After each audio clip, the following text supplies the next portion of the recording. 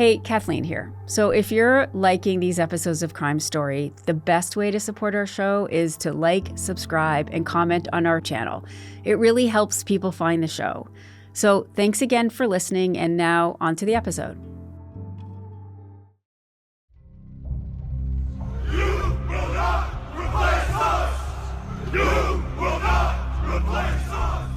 Over the past decade, there's been a disturbing rise in white supremacist violence across North America. A rally by an alt-right group ended in clashes in the streets of Charlottesville, and one person is dead. When 21-year-old Dylan Roof allegedly opened fire in one of the most famous black churches in the South. Prime Minister Justin Trudeau is calling the deadly attack on that Quebec City mosque a terrorist act. An analysis from the Anti-Defamation League over the past decade found that more than half of the murders connected to political extremism were tied to white supremacists. And in this climate, extremist groups with names like the Patriot Front and the Atomwaffen Division have been steadily growing, recruiting new members online, spreading propaganda, and conducting paramilitary training exercises across the United States and Canada. One of those groups is called the Base. And in the summer of 2019, Scott Payne wanted to become a member. But Scott wasn't a neo-Nazi or a right-wing extremist. He was an undercover FBI agent. And this would be the final chapter in Scott's long and storied career. Over the course of 28 years in law enforcement, Scott infiltrated the outlaw biker gang, posed as a hitman, and ingratiated himself with drug dealers. Now he's taking us inside that world with a memoir called Codename Pale Horse and the second season of the CBC podcast White Hot Hate, both of which he worked on with journalist Michelle Shephard. I'm Kathleen Goldhar, and this is Crime Story.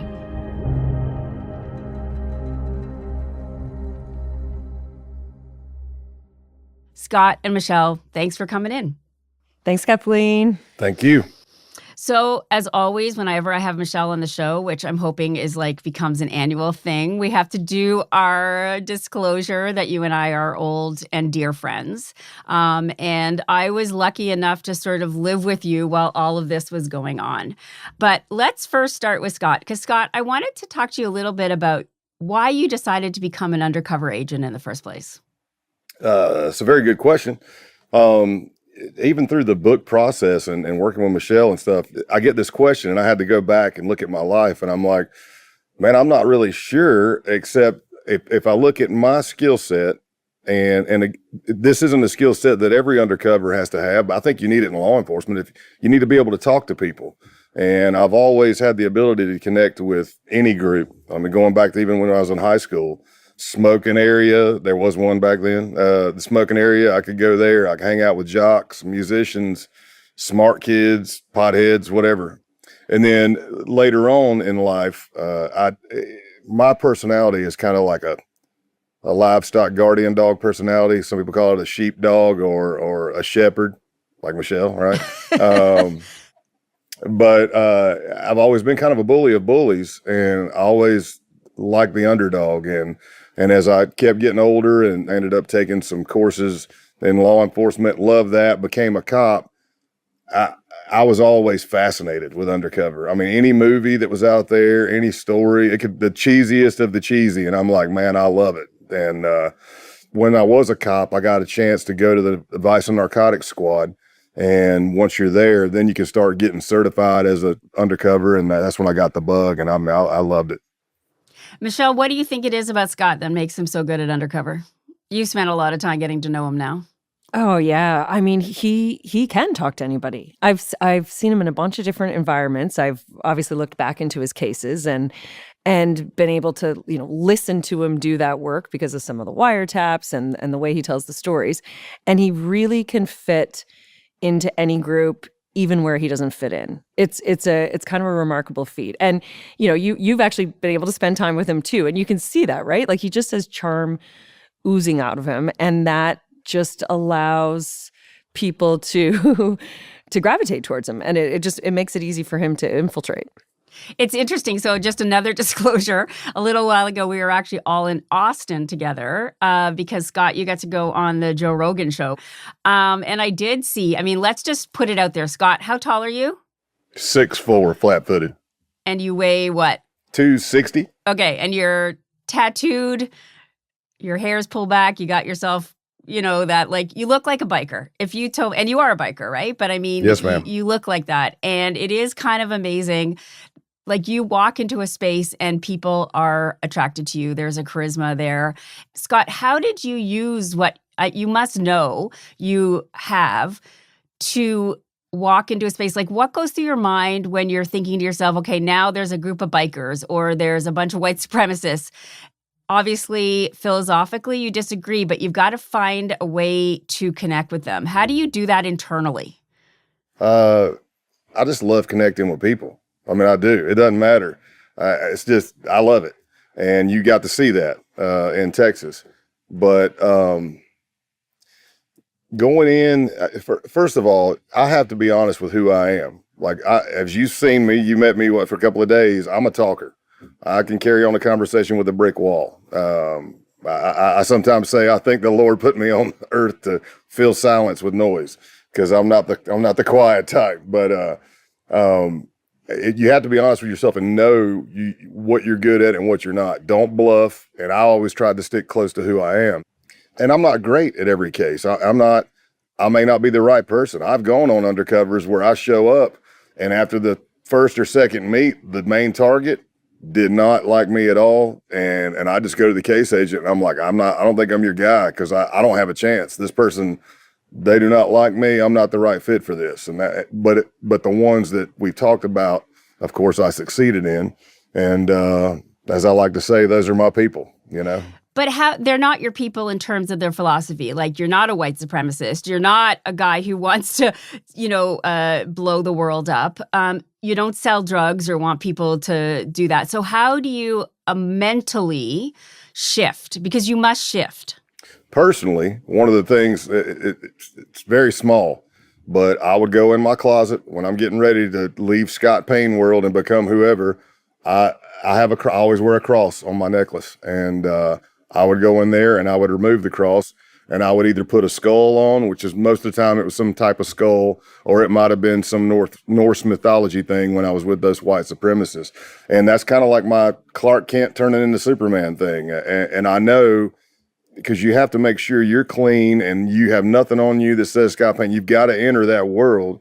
So personally, I would do that. But on the other side, I'm actually in work mode because even though I'm infiltrating, let's just talk about those white supremacists, the group you kind of mentioned. I have to get in there. They have to trust me. We know what they've been spewing online, but we don't know if they're doing any actions to move that plot forward. Are they doing anything illegal or not? So I'm in work mode as well because I'm trying to listen and we're trying to find out, are you actually planning on doing something bad? Because you've been saying some things. We got reporting of things, but are you actually going to do it or not? And Kathleen, I'm glad you raised that issue about like how he would go from back and forth because I always thought the necklace was really interesting. And also you had a ring, right, Scott? So you took off your wedding ring because it had an engravement. It was engraved from his wife and put on another one. And there was a time when he was on the outlaw case where the lines were starting to get a little blurred, like he was going back and forth between, being an outlaw biker, coming home to his family. And I remember you said at one point, Scott, like you forgot to switch the ring and the necklace. Like really minor, but it was just sort of so significant because it was starting to get it really tough to go back and forth. Yeah, it was my wife that caught it. It was like day 3 or more after I'd been home. And she's like, how come you don't have your cross on? And I was like, oh, well, I mean, I'm getting ready to get, no. She picked up on it, and I was like, oh, well, maybe I need to switch back. Michelle, you met Scott because of the first season of White Hot Hate. Can you tell me about that case and sort of how Scott came into your life? Yeah, sure. The first season we covered the base, and it was a really interesting Canadian story, too, because there was a Canadian member of that who used to be with the armed forces here in Canada who infiltrated it. And we knew that for that case, the way it got taken down eventually, there was this undercover agent. And we heard his voice in some of the court transcripts, and we interviewed the dad of one of the accused who had met him. I'll call him Scott because that's what he said his name was, but I'm sure that's not his name. he was probably 20 plus years older than the rest of them. So they all kind of looked up to him, I think. When I first saw him, I was thinking, this guy's either a pedophile or he's FBI. Which was this line that we couldn't believe, because we're like, well, then why would you let him hang out with your son? Either For way. 7 months. For 7 months. Yeah. And either way, why would your son be hanging out? Why would the FBI be interested in your son? Anyway, so we knew about this undercover agent, but obviously he's an undercover agent. All the members in that case pleaded out. So he didn't have to testify. We didn't know his name. Podcast is over. And it was a few months later, after that, the producer on the podcast, Ashley Mack, saw a Rolling Stone profile. And it was about Scott. He had retired, and still just his first name, a picture of him.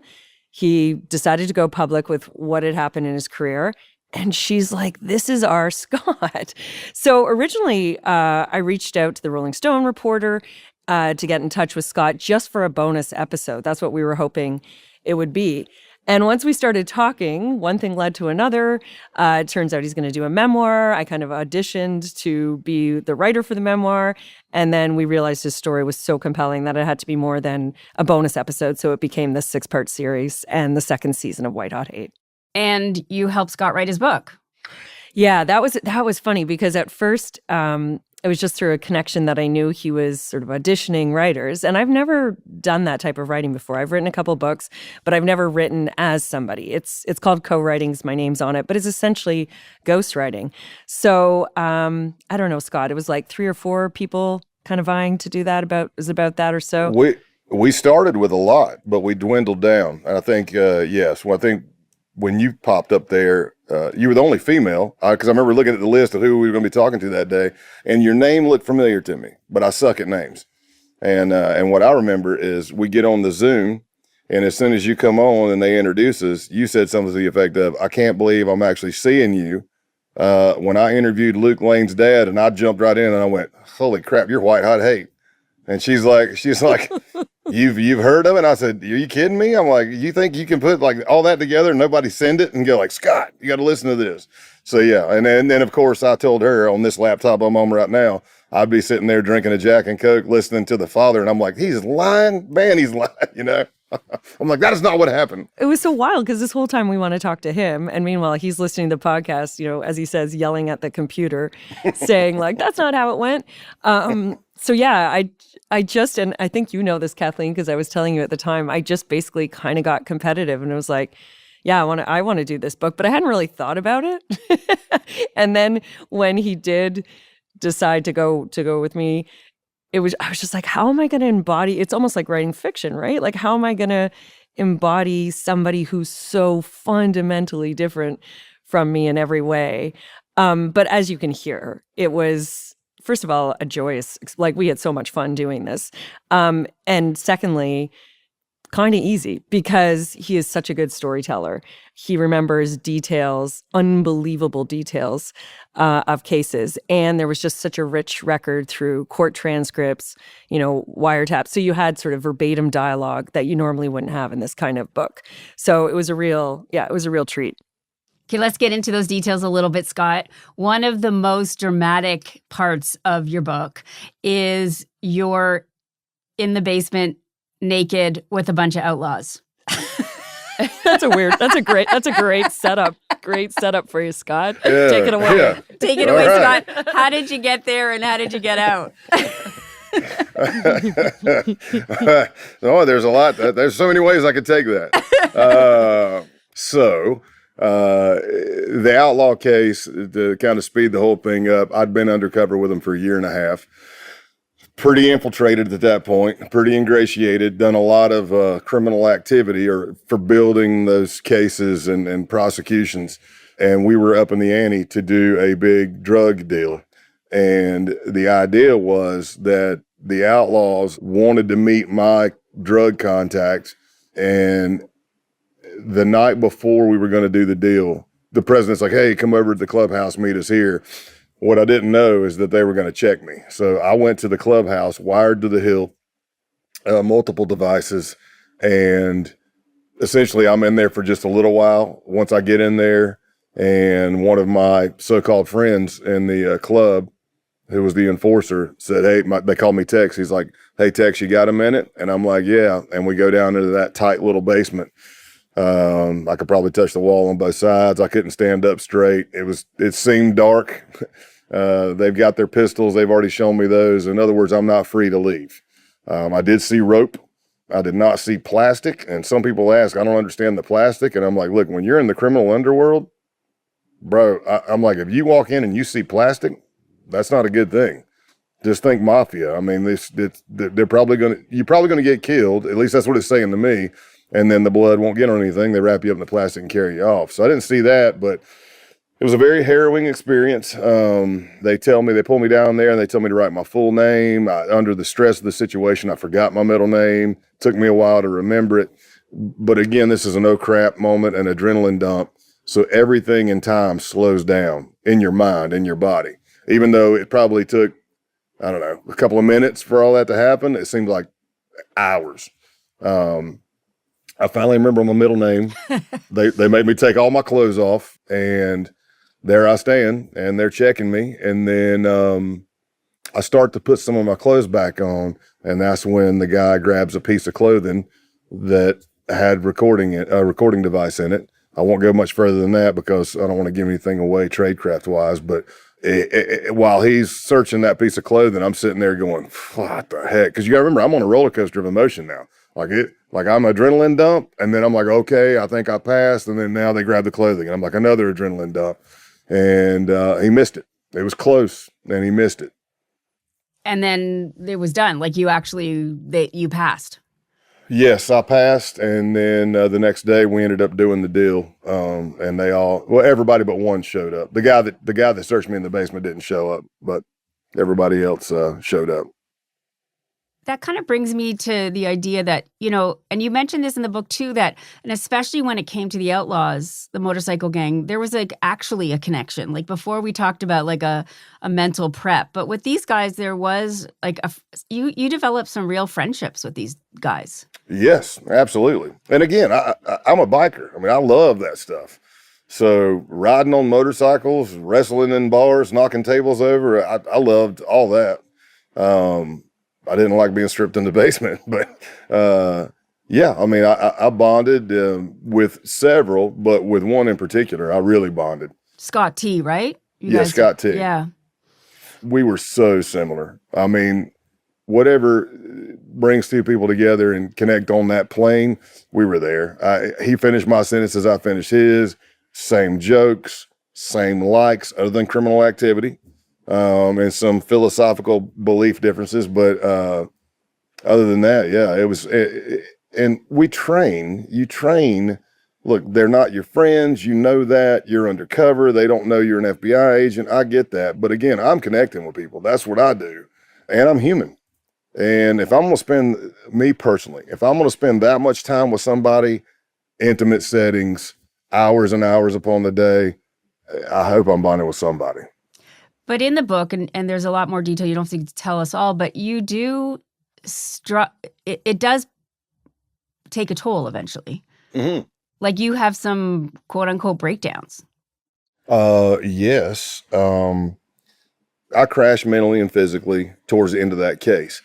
It's not necessarily that case that did it. It was the totality of the circumstances of the previous 3 years of doing undercovers and being on SWAT. And I took what I like to refer to as the warrior mentality, which I do think is imperative in first responder type jobs.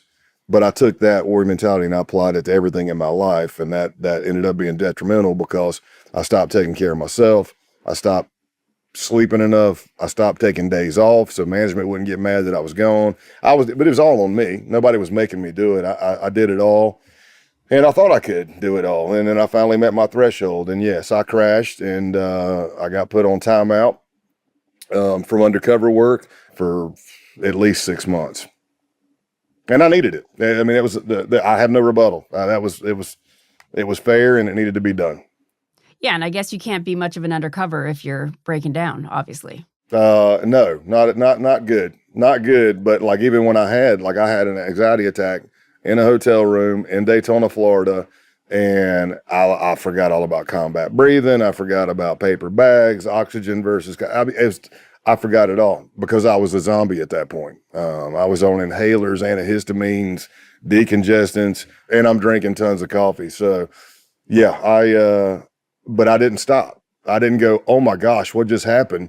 I need to tell the case team. I need to go home. No, I took a nap and said, well, that's really weird. And then I went out drinking with outlaws and Mongols all night for at least 2 more days.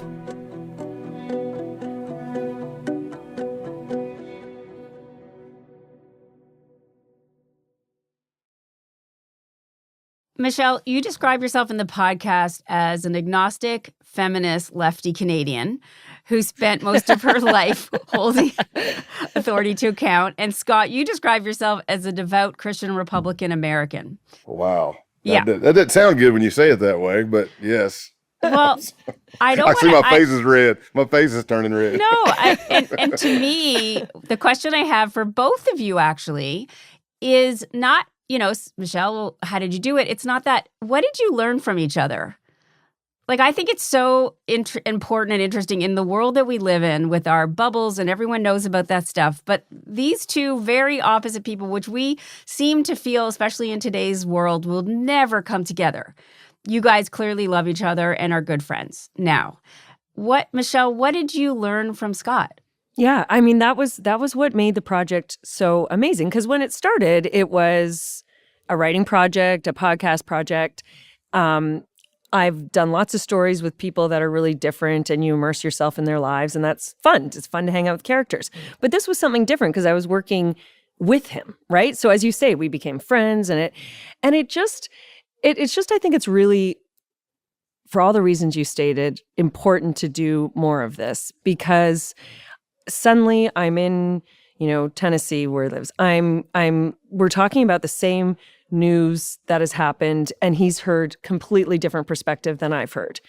And, for all the reasons that you stated, Kathleen, I think it's really important that we all do more of this. I mean, this was a work project that developed into a friendship, but we just are spending so much time in our echo chambers, in our bubbles, not listening to people. And so I think what this was an example of like two people listening to each other.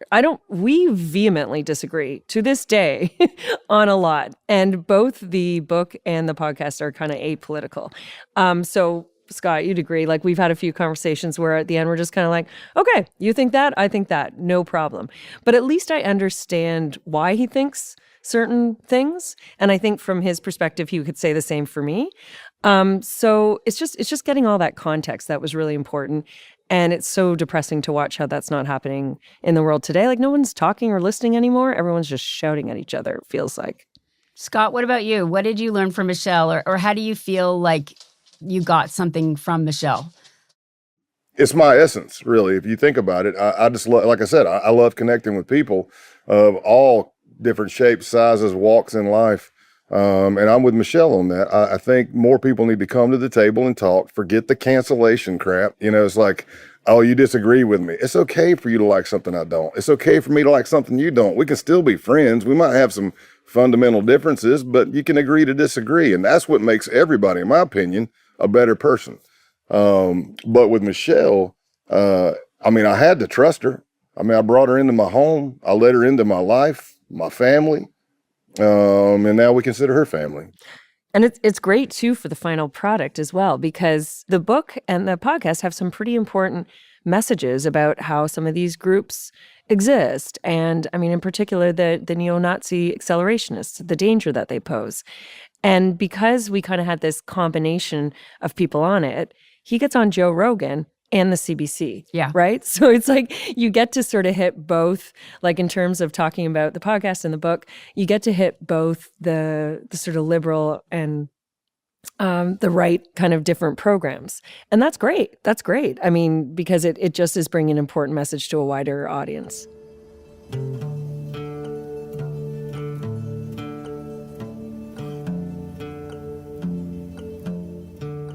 I wanted to talk to you a bit about the base because that was your last case, Scott. But tell me a little bit about the base. I don't know which one of you wants to start off, but I think we should just reset with a little quick sort of primer on what the base is. The base is a neo-Nazi group, or was. They're somewhat defunct now. They're trying to the leader's trying to rebuild, but we'll see what happens. But it is a newer concept in white supremacy and neo-Nazi and white nationalism, and it's called accelerationism. So in some of your white supremacy groups, they follow Christian identity, not to be confused at all with being a Christian or a Christ follower, but they do take the Bible and twist the living you-know-what out of it to meet their ideology. Well, in the base, I learned this by infiltrating them. They explained to me what accelerationism is, and they do not believe that there is a political solution to save the white race. They believe that society is going to collapse on its own, either on its own or from man-made events, and they want to speed that up through like guerrilla warfare tactics, such as small attacks here and there. In other words, you're not going to see them on the corner with picket signs like a Charlottesville or your traditional white supremacists marching down the street. They don't believe that does any good at all, and it makes them a target. They would rather stay off the grid or out of the public eye. So even when we did propaganda videos and pictures, I mean, we would check each other. Hey, man, your ponytail's sticking out. Or, hey, pale horse, you got a tattoo showing. So we make sure we're all covered up so you can't be identified. But they follow what we refer to as siege culture. There's a guy, a longtime white supremacist named James Mason. He put out a book called Siege. It's basically a bunch of articles and interviews. But he created Atomwaffen, which was probably like the first very well-known accelerationist group. So it's kind of like survival group, militia type, meets white supremacy. We're training guns, we're training tactics, we're training living off the land, we're building up a kit with firearms, body armor, you name it, gear to be ready for that collapse and come in and take over. Michelle, can you just expand a bit more on that accelerationist idea, the collapse? Like there's a real effort to destroy the way things are now. That's right, because they believe that society will collapse either by man-made event or political disorder anyway, so they want to accelerate it. So basically the easiest way to describe it, I think, is like they just want to create chaos. And then once that chaos happens, that would be their boogaloo. After that, they think it'll descend into a race war and they can create their white ethno-state. So there was one case, one target that they had during the base case where two of the members were going to shoot up a gun rally in Virginia. And this was the case that's got infiltrated. And sort of on the face of that doesn't necessarily make sense. Like, why would you go after this rally in there? But I mean, these guys were incredibly sophisticated, really good shots. And the idea was, and Scott, correct me if I'm wrong here, but the idea was to go in, they would snipe from the edge of this rally, and all of a sudden, like, all chaos would break out. And the crackdown from that would then further disrupt society, and then it would just be anarchy. So sometimes trying to make too much logic of their logic is hard, but I find the easiest way to understand it is just to create chaos, and eventually they believe their white race will become supreme. Scott, how did you end up joining the base? That's quite the story. They were actively recruiting, as a lot of white supremacy groups do. Any extremist group does, really. But there was an application called Gab, and on Gab you could create different chat rooms. So they were like chat rooms for like whites only. And I mean, imagine what you're going to find in there, right? There would be like 14 words, which refers to the David Lane coined 14 words that most white supremacists memorize and follow. It basically says we need to secure the existence of the white race. So I went on there and I was looking at their post, and they literally had an email that said, hey, respond to this email, the base _1@protonmail.com. And I started going in and saying, hey man, I really like what I'm seeing, kind of things like that. And they, over a week or more, they asked me a boatload of questions, going back and forth to include ethnicity, height, weight, background. How long have I been in the movement? When was they call it my red pill moment, but it's basically my come to Jesus moment. When did I realize that I wake up to the white nationalist revolution. And then after about a week or so, I did about an hour and 15-minute interview with probably 4 or more members on there. So it was like an interview panel, hour and 15 minutes of questions. And then they give me a chance to ask questions. And after that, they gave me a 24-hour rest period. One, so they could talk about me and figure out if they wanted me in the group or not. 2, for me to think about it after now knowing what they believe in. And 24 hours later, to their word, they hit me back and said, we'd like to have you. And of course I said yes.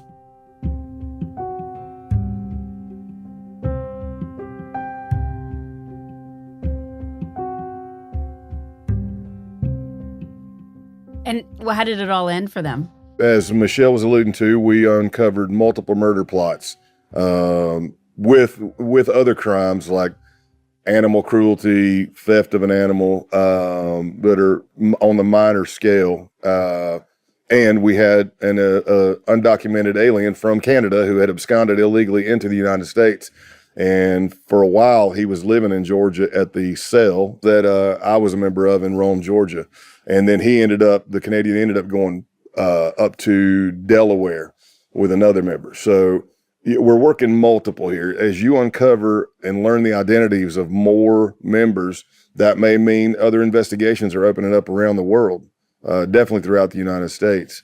So you've got all these case teams trying to work it. But eventually we uncovered enough murder plots, built enough evidence across multiple FBI divisions that numerous members were arrested and they pretty much went defunct.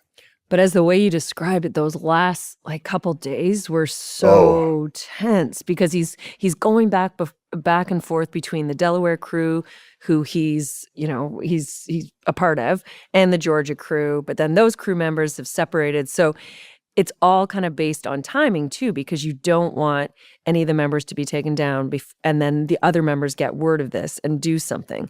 So I remember when we were going through, poor Scott probably told this story like 25 times by the time we were done, getting it just right for the book and the podcast. But it was just it was almost like you can see the time clock going. You're like hour 1, hour 2, hour 3, go on a plane back and forth, making sure that this takedown, and then making sure the members don't have their phones to get on and say like, hey, by the way, our guy Scott, he's an undercover agent, and alert others. So it was really kind of an incredible coordination. I mean, we both see it very much in like movie terms, like it's that grand finale. Yeah. Michelle, Scott mentioned that the group is sort of done, but there's people trying to rebuild it. Do you have a sense of how sort of the accelerationist movement is evolving? Because I'm sure they're not really done. Not at all. I mean, I think it did that takedown did really stop the group for a while. The leader is an interesting character and is actually still out there, still on Telegram, posting things in St. Petersburg in Russia. But there's a lot of splinter groups, and it feels like, I know this expression's used a lot, but it's like a whack-a-mole. You get one group and another one pops up. I'm not covering that stuff on like daily anymore, so I'm sort of losing a little bit of track of what the newest movements are. But I know, just reading a few articles, Trump's inauguration, the base started a fundraising campaign. I think it's probably safe to say that the FBI's focus has shifted a little bit off investigating these types of cases right now. When Scott was there was a real intense focus on that after Charlottesville. So we'll see. But they definitely haven't gone away. Yeah, and maybe I should clarify. When I say the base is pretty much defunct, I just mean that group. There are plenty of people that were in the group that weren't charged with anything because we don't have any evidence of them doing anything illegal. They may be scared out of the base, but a lot of them may just hop into another group. The idea of accelerationism is still there. And right before I retired, I worked cases like this as a case agent. And what I was learning from sources is that like probably 2 years prior, being an accelerationist was kind of cringe. But after about a 2-year period, from what sources were telling me, 90% of the white nationalist groups that were on these encrypted apps were accelerationists, which is scary. Yeah. Well, the book's great. The podcast's great. I'm so proud of my friend, and I'm so glad to have met you, Scott. And I hope everyone rushes out and buys it. and downloads the podcast. Thank you, Kathleen. Thank you very much. Pleasure meeting you too. You're pretty much family now, right?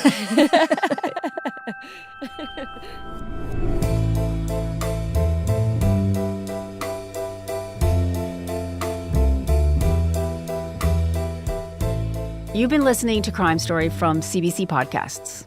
We release a new episode every Monday, so please remember to follow the show in your podcast app.